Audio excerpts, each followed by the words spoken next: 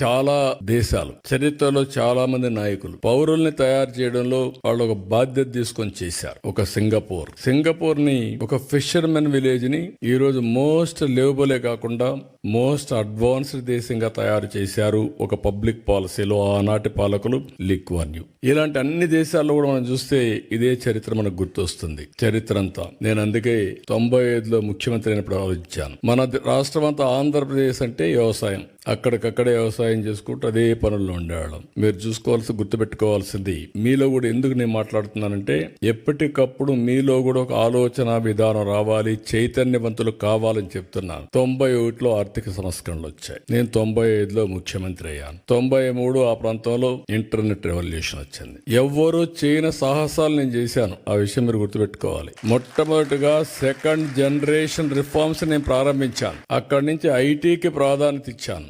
IT అంటే ఎవడికి అర్థం కానప్పుడు ఐటీని గురించి మాట్లాడమే కాకుండా ఊరూరులో పోయి చెప్పా, మీ పిల్లలకు డబ్బులు ఇవ్వడం కాదు కావాల్సింది, మీ పిల్లలు ప్రయోజకులు కావాలంటే బాగా చదివించండి.